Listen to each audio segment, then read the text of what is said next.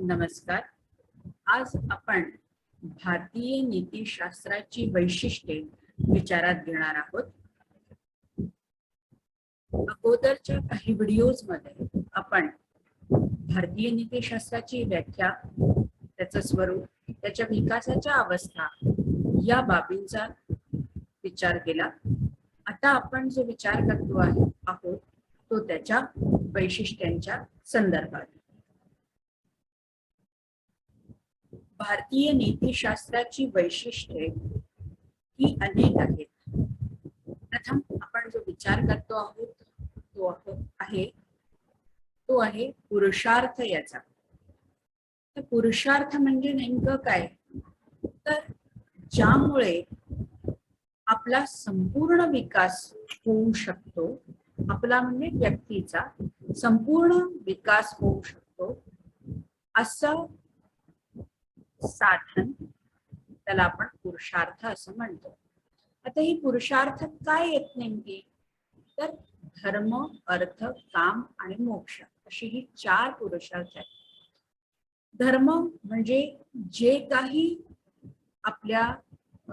आपापल्या धर्माप्रमाणे आपल्याला सांगितलं गेलेलं आहे त्याप्रमाणे आपलं वर्तन असणं.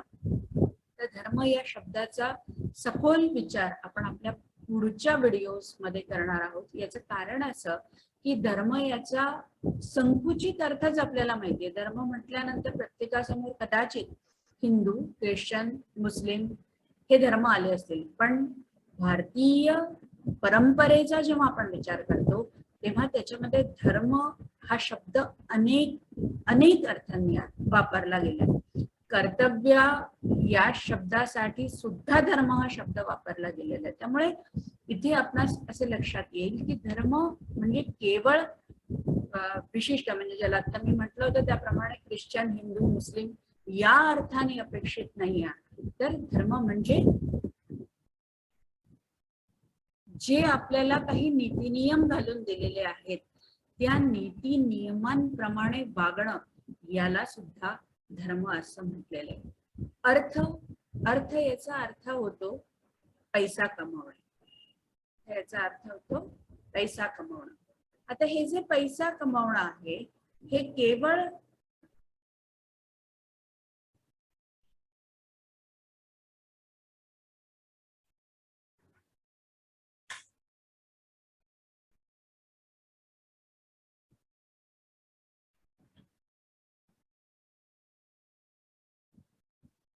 पैसा कमवणं आहे. हे पैसा कमवणं 2 मार्गांनी आहे. एक मार्ग आहे सरळ सच्चा मार्ग ज्याला आपण म्हणतो, आणि एक आहे ते म्हणजे वाम मार्गाने किंवा वाईट मार्गाने.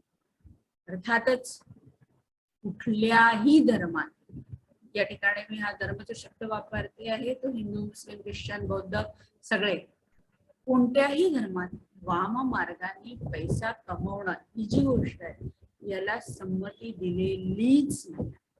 जे कमवायचं ते योग्य मार्गानेच कमवण्यास प्रत्येकाने आपल्याला सांगितलेलं दिसून येतं.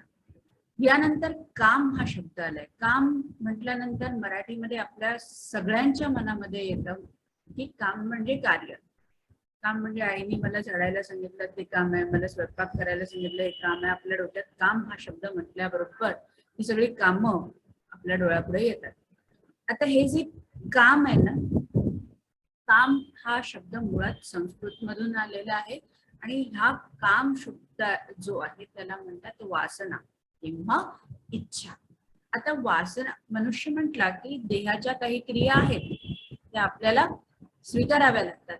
मग या देहाच्या ज्या काही क्रिया आहेत ह्या कुठल्याही वाम मार्गाने न करता योग्य मार्गाने त्या पूर्ण करणं हे सुद्धा भारतीय नीतिशास्त्रात सांगितलंय. असं कुणीही म्हटलेलं नाहीये की संन्यास घेऊन निघून जा. ज्यांना ते शक्य आहे त्यांनी निश्चित करावं. पण सामान्य माणसासाठी विवाह संस्था ही यासाठीच आहे की तुम्ही ज्या कुठल्या वासना, इच्छा आहेत तुमच्या त्या योग्य मार्गाने पूर्ण कराव्या. यानंतर आहे मोक्ष. मोक्ष हा प्रत्येकाने मान्य केलेला आहे. प्रत्येकाचे शब्द कदाचित वेगवेगळे असतील, पण प्रत्येकानेच हे स्वीकारलेलं आपल्याला दिसून येतं की या जीवनाचं ध्येय जे आहे ते काय आहे, मुक्ती आहे, मोक्ष आहे. या विश्वातून आपल्याला जेव्हा केव्हा बाहेर पडायचंय तेव्हा पुन्हा परत येण्याची इच्छा तिथे राहता कामा नये, हे प्रत्येकाने सांगितलंय. हा असा सर्वांगीण विचार आहे ना. केवळ म्हणजे बघा, इथे कुठेही असं झालंय का की फक्त ईश्वर ईश्वर ईश्वर नाही. धर्माला महत्व दिलंय, अर्थाला महत्व दिलंय, म्हणजेच पैशाला सुद्धा महत्व दिलंय. पैशाशिवाय काहीच होऊ शकत नाही. पण पैसा हे सर्वस्व नाही हेही लक्षात आणून दिलेलं आहे. आणि पैसा कमवायचा तो योग्य मार्गाने, म्हणजे सगळ्या गोष्टी आल्या, इच्छा, वासना, धर्म, पैसा. आणि मग या देहाचे जे काही मुख्य काम आहे, या देहाला ज्यासाठी इथे आपण आलेलो आहे ते मुख्य काम सुद्धा या ठिकाणी सांगण्यात आलेलं आहे. त्यामुळे सर्वांगीण विचार हा या ठिकाणी झालेला आहे. आणि म्हणून भारतीय नीतिशास्त्राचं हे वैशिष्ट्य फार महत्वाचं आहे. यानंतर या ठिकाणी विचार करताना आणखीन एक म्हणावं असं वाटतं की धर्म, अर्थ आणि काम हे तिन्ही सुद्धा साधन आहेत आणि मोक्ष मात्र साध्य आहे. आता साधन आणि साध्य यांचा फरक लक्षात घ्या. साध्य म्हणजे काय, ध्येय. ध्येय म्हणजे आपल्याला जे काही मिळवायचं असतं ते. आणि साधन म्हणजे काय, ज्याच्या आधारे आपण मिळवतो. जसं उदाहरण देते म्हणजे जेणेकरून या संकल्पना स्पष्ट होती. साध्य, माझं आता सध्याचं साध्य असं आहे की माझ्या विद्यार्थ्यांना जास्तीत जास्त प्रमाणात हा विषय समजावा आणि त्यांना सगळं विषयासंबंधी नोट्स, विषयासंबंधी असलेलं ज्ञान विविध मार्गांनी उपलब्ध करून द्यावं. ही माझा सध्या ध्येय आहे. आता हे मिळवण्यासाठी मी काय करणार, हे मी मिळवण्यासाठी कोरोना असल्यामुळे प्रत्यक्ष वर्ग घेऊ शकत नाही. मग मी काय करू शकते, प्रत्यक्ष वर्ग न घेऊ शकत असल्यामुळे मी व्हिडिओ तयार करणार. मी त्या व्हिडिओ जास्तीत जास्त व्हायरल करण्याचा प्रयत्न करणार विद्यार्थ्यांपर्यंत, जेणेकरून विद्यार्थ्यांना त्याचा निश्चित फायदा होऊ शकेल. हा झाला सरळ साधा मार्ग, ज्याला म्हणायचं साधन. या पद्धतीने आपण साध्य आणि साधन यातला फरक लक्षात घेऊ. धर्म याला सुद्धा त्यांनी साध्य मानलेला नाही बरं, की केवळ धर्म करा असं नाही म्हटलं. मेन टार्गेट किंवा मुख्य आपलं साध्य काय आहे की आपल्याला काय करायचंय, मुक्ती मिळवायची, हे त्यांनी मानलं. आणि मग ती मुक्ती मिळवण्यासाठी आम्ही कसं कसं जाऊ शकतो, कशा कशा मार्गाने निवडू शकतो, कोणता मार्ग निवडू शकतो, तो प्रत्येकाच्या रुचीप्रमाणे ठेवलेला आहे. असं जरुरी नाहीये की प्रत्येकाने भक्तीचाच मार्ग निवडला पाहिजे, भक्तीने कर्माचाच मार्ग निवडला पाहिजे, किंवा कोणी योगाचाच मार्ग प्रत्येकाने, असं नाही म्हणून. जो ज्याच्या रुचीप्रमाणे, जो त्याच्या क्षमतेप्रमाणे त्यांनी त्याचा निवडावा आणि आपलं साध्य प्राप्त करावं. धर्म, अर्थ आणि काम यांचा आधार घ्यावा, पण तो आधार घेत असताना लक्षात ठेवायला पाहिजे की शुचिता, शुद्धता ही असणं नितांत गरजेचं या ठिकाणी आहे. दुसरं उद्दिष्ट आहे व्यावहारिक उद्देशांची पूर्ती. व्यावहारिक म्हणजे आपण दैनंदिन रोजचा व्यवहार जो करतो त्याला व्यावहारिक असं म्हणतो. उद्देश म्हणजे पुन्हा टार्गेट, आणि पूर्ती, पूर्ती म्हणजे पूर्ण करणं. आता कुठेही असं सांगितलेलं नाही आहे, भारतीय नीतिशास्त्र किंवा भारतीय पूर्ण दर्शनांचा जर अभ्यास केला तर असं कोणी म्हटलेलं नाही आहे केवळ माळ घ्या आणि जपत राहा. नाही, हे करायचं असेल तरीही त्याबरोबर व्यावहारिक जे काही आपले दैनंदिन व्यवहार आहेत त्याकडे दुर्लक्ष करायला कोणीही सांगितलेलं नाही. किंबहुना ते उत्तम रीतीने कसे करायचे याचं अतिशय उत्तम मार्गदर्शन प्रत्येकाने केलेलं आहे. आता सगळ्यात महत्वाचं जेव्हा मुक्ती किंवा आपण ईश्वराकडे वळणं किंवा व्यावहारिक दृष्टिकोनातून जेव्हा सगळ्या गोष्टींचा विचार करतो तेव्हा तुमच्या लक्षात येईल की माणूस काहीतरी मिळवण्यासाठी धडपडतो. मिळवण्यासाठी धडपडतो म्हणजे काय, तर त्याचं बरेचदा असं असतं की त्याला जी काही दुःख येत असतात त्या दुःखांपासून पळायचं असतं. ती दुःख नकोशी असतात. मग ती दुःख नको असतात म्हणून मग ते काय करतात, प्रयत्न करतात असा मार्ग मिळवण्याचा की ज्यातून या दुःखाची निवृत्ती होऊ शकते. मग ही कशी होऊ शकेल यासाठी प्रत्येकाने आपापले मार्ग सांगितले.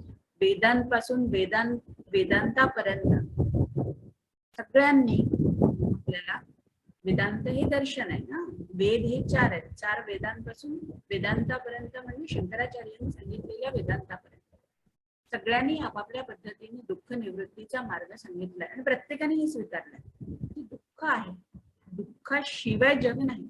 कोणी असं म्हणत नाही की दुःख नाही, दुःख आहे, दुःख निवृत्तीचे मार्गही आहेत हे या ठिकाणी सांगण्यात आले. त्यामुळे जे काही उद्देश आहे तो उद्देश प्राप्त करण्याचे मार्ग प्रत्येकाने आपापल्या पद्धतीने सांगितलेले आहेत. आता मानवाच्या रोजच्या कर्मांची पण एक मालिका असते ज्याला आपण नित्य कर्म असं म्हणतो. नैमित्तिक कर्म असतात, काही कारणांमुळे कधीतरी करावे लागतात. वर्ण व्यवस्थेनुरूप कर्म करावे लागतात, आश्रम व्यवस्थेनुरूप कर्म करावे लागतात. या सगळ्यांचा विचार या ठिकाणी झालेला आहे आणि योग्य पद्धतीने व्यावहारिक उद्देशांची पूर्ती कशी होईल योग्य पद्धतीने, हा सगळ्यात महत्वाचं. योग्य पद्धतीने पहा, पूर्ती दोन्ही पद्धतीने होऊ शकते. मी नेहमीच म्हणते, मी नेहमीच बोलत असते या संदर्भात की पूर्ती करायचं काय, पूर्ती कशी आपण करू शकतो. मला एखादा ड्रेस मिळवायचा आहे किंवा मला एखादा कार मिळवायची, एखादी कार मिळवायची. दोन मार्ग आहेत, मी पैसे कमवायचे आणि मग ती कार घ्यायची, किंवा दुसरा मार्ग काय आहे, कोणाची तरी चोरून आणायची. निश्चितच या चोरीला कोणीही कधीही मान्यता देऊ शकणार नाही. प्रत्येक जणाने योग्य मार्गावर फार भर दिलेला आपल्याला दिसून येतो. यानंतरचा जो आहे ते आहे बंधनाचं कारण अज्ञान. बंधन कुठे आहे मॅडम, आम्ही तर स्वतंत्र आहोत, आम्हाला का म्हणताय तुम्ही बंधनात आहात. बंधन निश्चित आपल्याला आहे, फक्त ते बंधन आपल्याला समजून घ्यावे लागते. आणि ही बंधनं जी असतात ही का आपल्यावर आली याचं जेव्हा आपण विश्लेषण करू लागतो तेव्हा आपल्या असं लक्षात येतं त्याचं कारण हे बंधनाचं अज्ञान असतं. आपल्याला समजत नाही आणि आपण त्या याच्यात गुरफटत जातो. आता जेवढेही परंपरावादी तत्वज्ञ या ठिकाणी आहेत त्यांचं म्हणणंच आहे की अज्ञान आहे. आता प्राचीन कालापासून सर्वांनी स्वीकारलं की दुःखाची निवृत्ती केव्हा होऊ शकेल, जेव्हा आपल्याला दुःख का होतं त्याचं कारण समजेल. म्हणजेच बंधनातून मुक्ती करण्यासाठी आपल्याला कारण काय आहे हे जोपर्यंत माहित होणार नाही तोपर्यंत आपण बंधनातून मुक्त होऊ शकणार नाही. त्यानंतर आहे कर्मवाद. भारतीय नीतिशास्त्र कर्मसिद्धांतावर फार विश्वास ठेवतात. आता कर्मसिद्धांत म्हणजे नेमका काय, साध्या सोप्या सरळ भाषेत मी जे कसं कर्म करणार त्यानुरूप मला फल मिळणार.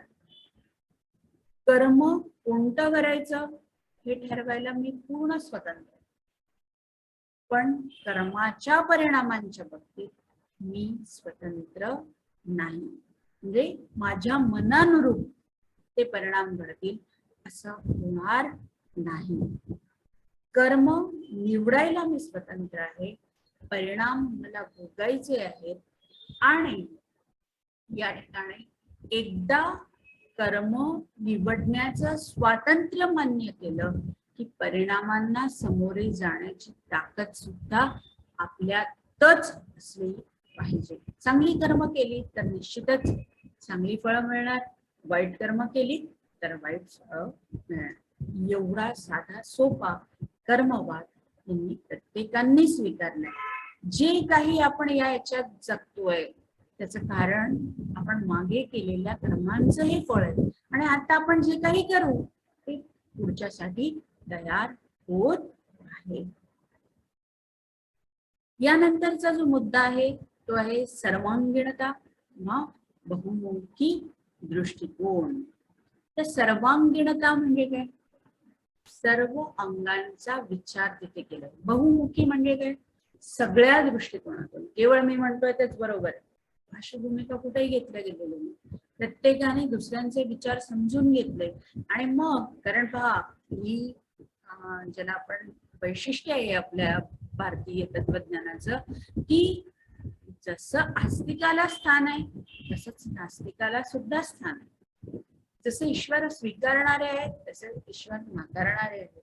तसेच कर्माच्या बाबतीत काही स्वतंत्रता स्वीकारणारे आहेत, काही न स्वीकारणारे आहेत. पण कोणीही असं म्हणत नाही आम्ही म्हणतो तेच बरोबर.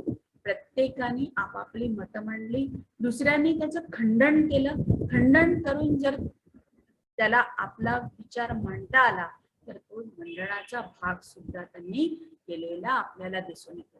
त्यामुळे या ठिकाणी हा सगळ्यांचा विचार इथे झालेला आपल्याला दिसून येतो. आता जेव्हा कुठलीही समस्या असते त्या समस्येचा सर्व दृष्टिकोनातून विचार होणं गरजेचं असतं. तुम्हाला हे रोजच्या उदाहरणाच्या सहाय्याने मी इथे शिकवू इच्छिते की समजा एखादी समस्या आली, माझा एक दृष्टिकोन आहे आणि मी जर म्हणू लागले की मी जे म्हणते तेच बरोबर आहे आणि तुम्ही सगळ्यांनी ऐकायचं आहे, निश्चितच काय होईल? त्याचा सर्वांगीण विचार त्या समस्येचा होणार नाही. त्यामुळे जास्तीत जास्त लोकांचा विचार त्यावर होऊन त्यातून प्रत्येक दृष्टिकोन त्याचा जेव्हा तपासला जाईल तेव्हाच आपल्याला खरं समाधान किंवा उत्तर या ठिकाणी मिळू शकेल. आणि याचा पूर्ण प्रयत्न भारतीय नीतिशास्त्रात झालेला आहे. आता यामुळेच एक आणखीन फायदा झाला की जेव्हा आपण सगळ्या दृष्टिकोनातून विचार करतो तेव्हा कुठलाही घटक हा दुर्लक्षित राहतो. सगळ्यांचा विचार होतो. धर्माचा विचार झाला, अर्थाचा झाला, कामाचा झाला, मोक्षाचा झाला, म्हणजे काय सगळ्या गोष्टी विचारात घेतल्या. केवळ कामवासनेलाही महत्व दिलं नाही, केवळ अर्थालाही दिलं नाही, केवळ धर्मालाही दिलं नाही, सगळ्या गोष्टी त्या ठिकाणी विचारात घेतल्या गेल्या. आणि त्यामुळे व्यक्तीच्या उत्कर्षाबरोबरच समाजाचा उत्कर्ष देखील आपोआपच होत जातो. त्यामुळे व्यक्तीचाही विचार आहे, समाजाचाही विचार आपल्याला या ठिकाणी होताना दिसतो. यानंतर भारतीय नीतिशास्त्रात असं स्वीकारलं गेलं की इंद्रियजन्य अनुभवाची मर्यादितता आहे. आता इंद्रियजन्य अनुभवाची मर्यादितता मोठे मोठे शब्द आपल्याला कदाचित वाटू शकते. आता हे इंद्रियजन्य म्हणजे काय? इंद्रियांच्या मार्फत आपल्याला जे काही अनुभव येतात ते मर्यादित आहे. आता असं का स्वीकारलं गड्या? यांनी असं का म्हटलं असेल?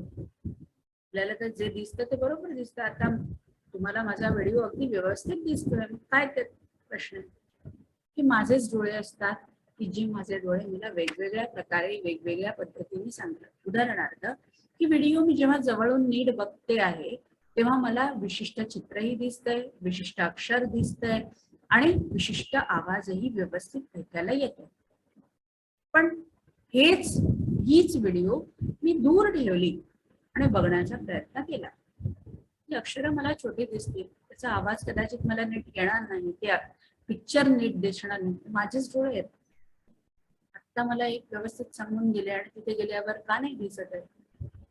म्हणजेच कुठेतरी ते मर्यादित आहे, त्यांची काही मर्यादा आहे आणि ती मर्यादा आपल्याला स्वीकारावीच लागते. ही मर्यादा भारतीय तत्वज्ञानात स्वीकारली. पाश्चात्यांकडे जेव्हा तुम्ही जाल तेव्हा तुमच्या लक्षात येईल की त्यांनी महत्व हे इंद्रियजन्य अनुभवालाच जास्त दिलेलं आहे. तर आपण तसं केलेलं नाही. तर इंद्रियजन्य अनुभवाबरोबरच इतरही गोष्टींना जसं ध्यानाला, योगाभ्यासाला, ब्रह्मानुभवाला आपण महत्व दिलंय. ध्यान ही अशी एक गोष्ट आहे की जी आपण इंद्रियांच्या साह्याने जरूर करतो पण इंद्रियाच्या पलीकडे जाऊन पोहोचतो. योगाभ्यासाने तर हे अतिशय सहजगत्या जेव्हा योगाभ्यास हा नित्य व्हायला लागतो, योग्य पद्धतीने व्हायला लागतो, तेव्हा इंद्रियांच्या पलीकडे माणूस सहजतेने निघून जातो आणि तेव्हा आपल्याला त्याची मर्यादितता लक्षात येते. आता भारतीय नीतिशास्त्रात आणखीन एक महत्वाचा विचार केलाय की बाह्य आणि आंतरिक जगामध्ये समन्वय. बाह्य म्हणजे आपण जे रोज वागतोय ते, आपल्याला रोज उठावं लागणार, विशिष्ट कामं करावी लागणार, विशिष्ट पद्धतीने जेवावं लागणार, सगळं सगळं सगळं. पण त्याचबरोबर आपल्या आत्मतत्व आहे, कुठला तरी जीव आहे आणि त्याचा समन्वय करता आला पाहिजे. आपल्याला जे आपल्या आत आहे ते आपल्याला बाहेर बघता आलं पाहिजे आणि निश्चितच आपलं मन जर आपण चांगलं ठेवू तर जग सुद्धा आपल्याला चांगलं दिसतं असं आपण म्हणतो. आणि म्हणून अनेक त्या संदर्भात म्हटल्या गेलेले आहे की यथा पिंडे तथा ब्रह्मांडे, म्हणजे जसं आपल्या आत्म्यात असतं तसंच आपल्याला बाहेर सुद्धा दिसतं. आणि हे विचार जवळजवळ सगळ्यांनी आपल्याला मांडलेले दिसून येतात. जसं बाहेरून अनुभवतो तसंच आंतरिक बुद्धीने आपल्याला दिसलं पाहिजे की नाही आपल्यामध्ये जे तत्व आहे त्याचाही आपल्याला काहीतरी विचार केला पाहिजे. केवळ भौतिक सकाळी उठणं, जेवण, खाणं ही नसतं, तर आपल्यामधला जो आत्मा आहे त्याच्याशी संवाद आपल्याला साधता आला पाहिजे आणि तो साधून आपण जास्तीत जास्त चांगल्या पद्धतीने प्रगती करू शकलो पाहिजे. यानंतर धर्माला, नीतीला, मोक्षाला भारतीय नीतिशास्त्रात अतिशय महत्वाचं स्थान दिलेलं. चार्वाक दर्शन सोडलं तर बाकी सगळ्यांनीच मुक्तीला महत्वाचं स्थान दिलेलं दिसून येतं. चार्वाकांनी सुद्धा ना नीतीला सोडलेलं नाही. आता बरेचदा ते असं म्हटलं जातं, यावत जीवम सुखम जीवे ऋणम कृत्वा घृतम पिबेत भस्मीभूतस्य देहस्य पुनर्जन्म हा वृत्तः वगैरे. पण जरी असं म्हटलं गेलेलं असलं तरी अनेक ठिकाणी अशाही नोंदी आहेत की हा त्याच्यावर केला गेलेला अतिरेक आहे वगैरे. या विषयात आपण जाऊ नये, पण एक साधारणपणे चार्वाकाला सोडलं तर बाकी सगळ्यांनी धर्माला, मोक्षाला महत्वाचं स्थान दिलेलं दिसून येतं. प्रत्येकाचे शब्द वेगवेगळे असतील, कोणी त्याला निर्वाण म्हटलं असेल, कोणी त्याला कैवल्य म्हटलं असेल, कोणी त्याला अपवारित म्हटलं असेल वगैरे वगैरे. नावं विविध दिली गेलेली असतील, पण प्रत्येकाने धर्माने वागणं, नीतीने वागणं, मोक्षाने वागणं या गोष्टींवर कॉन्सन्ट्रेशन केलेलंच आहे. आणि प्रत्येकाने त्यासाठी वेगवेगळे मार्ग सुद्धा दिलेले आहेत. प्रत्येकाने, मी आधी अगोदरच्या याच्यात बोललेच आहे की ज्याची जशी क्षमता असेल त्याने त्या क्षमतेनुरूप ते निवडायचंय आणि आपला मार्ग पुढे न्यायचा आहे आणि मुक्तीच्या दारावर आपल्याला उभं व्हायचं आहे. यानंतर सामाजिक व्यवस्थेवर बल फार महत्वाचं आहे. कारण अगोदरच्या काळात असं होतं की एक वर्ण व्यवस्था होती, एक आश्रम व्यवस्था होती. तर वर्ण व्यवस्था, आश्रम व्यवस्था काय हे आपण पुढच्या व्हिडिओज मध्ये बघणार आहोत. पण संक्षिप्त रूपात बोलायचं झालं तर 4 वर्णांमध्ये आपला समाज विभागला गेला होता. ब्राह्मण, क्षत्रिय, वैश्य आणि शूद्र. आणि आश्रम व्यवस्थेचा जर विचार केला तर ब्रह्मचर्याश्रम, गृहस्थाश्रम, वानप्रस्थाश्रम आणि संन्यासाश्रम हे आपल्याला 4 आश्रम दिसतात. आणि या 4 आश्रमांच्या आधारे 4 आणि 4 या दोहोंच्याही आधारे समाज किती सुदृढ होऊ शकेल त्याचा खूप चांगला प्रयत्न केला गेला. बघा, काही गोष्टी कधीतरी बाहेरून येतात आणि त्यामुळे कदाचित त्याला कीड लागते, काहीतरी गडबडते. मुळात धान्य छान असतं, पण कधीतरी एखादा किडा आत येतो आणि पूर्ण अन्न धान्य खराब करतो. तसंच कदाचित शूद्र वर्णाच्या संदर्भात काही झाल्या असतील, पण मुळात या वर्णाश्रम आणि आश्रम धर्म यांचे दोहोंचीही सांगड अतिशय उत्तम पद्धतीने भारतीय नीतिशास्त्रात झालेली आपल्याला दिसून येते. आणि ज्या ज्या आश्रमाची किंवा ज्या ज्या वर्णाची जी जी कर्तव्य असतील ती व्यक्ती ते जर करत असेल तर समाज निश्चितच विकसित होईल आणि विकसित होत होता. नंतर त्यात काही नेमक्या काय आल्या ते मी नाही सांगू शकत, पण कुठेतरी अडचणी आल्या आणि त्यामध्ये काही वाईट प्रथा येत गेली. यानंतर धर्म, तत्वज्ञान, नीती यांना कधी पूर्णपणे पृथक केलेलं नव्हतं. आता पृथक म्हणजे काय, तर वेगवेगळं, धर्माचा अभ्यास एकीकडे, तत्वज्ञानाचा अभ्यास एकीकडे, नीतीचा अभ्यास एकीकडे, असं भारतीयांनी केलेलं नाही. तिघही जण आपापसात घट्ट हात पकडून चाललेलं होतं. धर्माचा आधार होता, धर्माच्या आधारे तत्वज्ञान सांगितलं जात होतं, त्याचबरोबर नीतीची शिकवण पण दिली जात होती. विशिष्ट प्रकारचा धर्म का करा, तेव्हा त्याचं तत्वज्ञान सांगितलं जायचं आणि मग हे असं करायचं. का करायचं त्याची काही कारण दिलेली असायची. अशा पद्धतीने, आणि ते करताना नीतीचा आधार निश्चितच असायचा की तुम्ही असं असंच वागायचं, असं वागायचं नाही. अशा पद्धतीने ही सांगड खूप छान पद्धतीने घातलेली होती. वेस्टर्नकडे जेव्हा जाल, तुम्हाला आपण जेव्हा त्या व्हिडिओज बघू तेव्हा तुमच्या लक्षात येईल की वेस्टर्नमध्ये अशी सांगड घातलेली नाही. धर्म वेगळीकडे जातो, तत्वज्ञान एकीकडे जातं, नीती एकीकडे अजून सांगितले जाते. अशा पद्धतीने भारतीय तत्वज्ञान विकसित झालं नाही. त्यांचे सतत एकमेकात हात होते.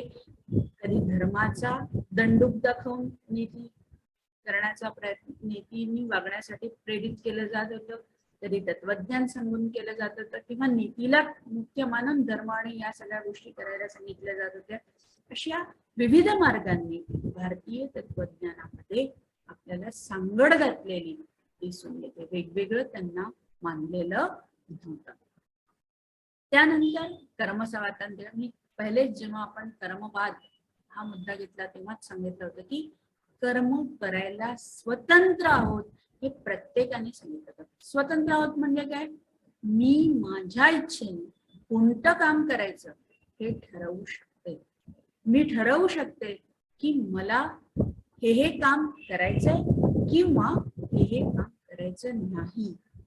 हे स्वातंत्र्य मला माझ्या जन्मापासूनच आहे. त्यामुळे कोणाच्या बळजबरीने जर मी ते काम करत असेल तर निश्चितच त्याच्या परिणामांसाठी मी कारणीभूत राहणार नाही.